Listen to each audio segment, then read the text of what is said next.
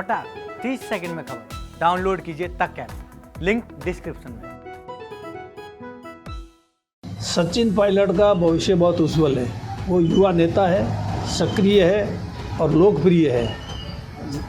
इसलिए उनके बारे में पार्टी सोच रही है उनको क्या दायित्व दिया जाए। उनको बिल्कुल ही महत्वपूर्ण दायित्व दिया जाएगा जिससे कि कांग्रेस को मजबूती मिलेगी। सब काम तो नहीं हुए, जो काम बाकी है, अभी 2 साल पड़े, इन 2 साल में बाकी जो काम है, जनता को जो भी सरकार से उम्मीद है, अपेक्षा है, आशा है, उसके हिसाब से आने वाले 2 साल में भी बहुत काम होंगे।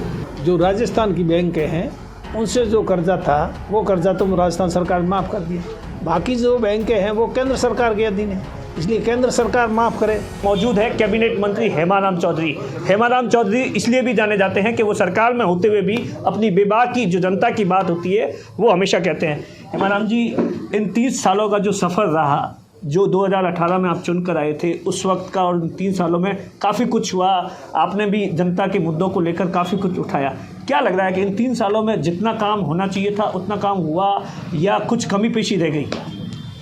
इन 3 सालों में विकास के बहुत काम हुए, हर विभाग में काम हुए।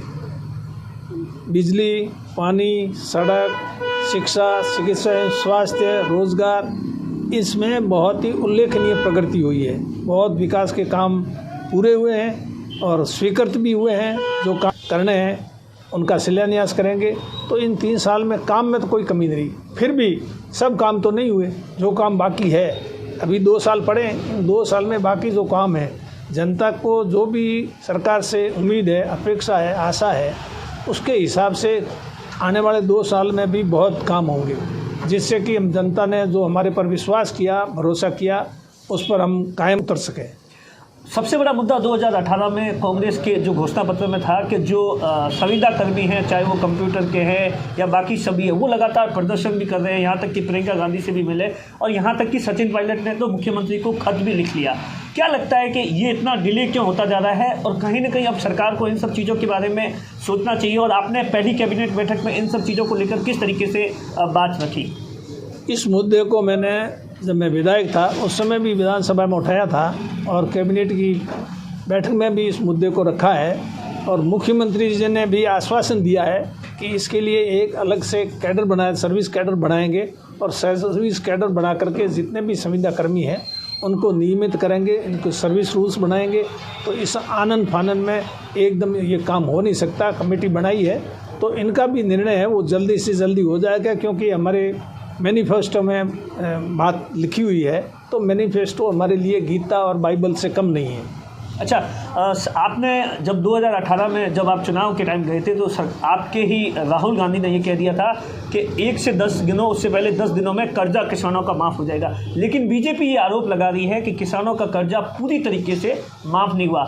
आप फील्ड में जाते हैं तो किस तरीके की इन सब चीज़ों को लेकर चेकिंग होती है और किस तरीके की बातें सामने निकल कर आती है? किसानों का कर्जा जो केंद्रीय सहकारी बैंक और भूमि विकास बैंक, जो राजस्थान की बैंक हैं, उनसे जो कर्जा था वो कर्जा तो राजस्थान सरकार ने माफ़ कर दिया। बाकी जो बैंकें हैं वो केंद्र सरकार के अधीन है, इसलिए केंद्र सरकार माफ़ करे। केंद्र सरकार माफ़ नहीं कर रही, इसलिए वो किसान परेशान है और उल्टा आरोप कांग्रेस पे लगा रहे हैं। ये तो उनको करना चाहिए कर्जा माफ़, जो कर नहीं रहे हैं। उन्होंने दूसरे कई स्टेटों में, यूपी में वगैरह किया है, तो राजस्थान में भी करना चाहिए उनको, लेकिन राजस्थान के साथ वो सोतेला व्यवहार कर रहे हैं केंद्र सरकार। सर, इन 3 सालों के अंदर किसानों को किस तरीके से, किसानों के क्या हाल है, सरकार ने जो कदम उठाए वो पर्याप्त है, या आप जब गांव के अंदर जाते हैं अपने विधानसभा में या बाकी जगहों पर, किसान किस तरीके से, किन किन समस्याओं से खास तौर से त्रस्त है, जिसको लेकर आप अपनी बात हमेशा रखते आते हैं? किसानों के लिए कई कदम उठाए, खास करके गांव में रहने वाले किसान हो चाहे दूसरे वर्ग के लोग हों, पीने के पानी की समस्या सबसे बड़ी समस्या होती है। तो पीने के पानी की समस्या के समाधान के लिए जल जीवन मिशन जो योजना है उसके तहत आने वाले समय में हर घर में पीने का मीठा पानी पहुंचेगा, नल लगेगा। इस बात को लोगों को विश्वास नहीं हो रहा अभी, लेकिन किसी समय में बिजली का नामो निशान नहीं था। आज हर घर में बिजली पहुंच चुकी है, तो आने वाले समय में उसी भांति पीने का पानी भी पहुंचेगा। और 2 दिसंबर 2024 तक एक भी घर ऐसा नहीं बचेगा जिस घर में मीठा पीने का पानी नहीं पहुंचेगा। इधर से इंदिरा गांधी नहर और इधर से नर्मदा नहर। सचिन पायलट को अभी तक कोई बड़ी जिम्मेदारी नहीं दी गई है। 2018 के विधानसभा चुनाव में जिस तरीके से उन्होंने मेहनत की, 21 से लेकर एक सरकार बनाई, उसके बाद में वो उप मुख्यमंत्री बन गए, उसके बाद में हट गए, तो उनके भविष्य के बारे में क्या कुछ देखते हैं? क्या आला कमान ने उन सब चीज़ों पर, जिस चीज़ को लेकर आपने जो मांग उठाई थी, कुछ हुआ उस पर कार्रवाई, या वो ठंडे बस्ते में चला गया? सचिन पायलट का भविष्य बहुत उज्जवल है। वो युवा नेता है, सक्रिय है और लोकप्रिय है।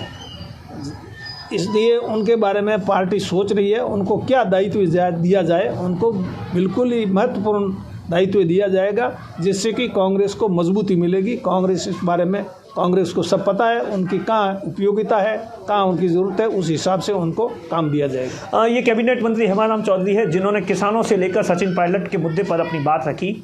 दिनेश बोरा, बाड़मेर, राजस्थान तक।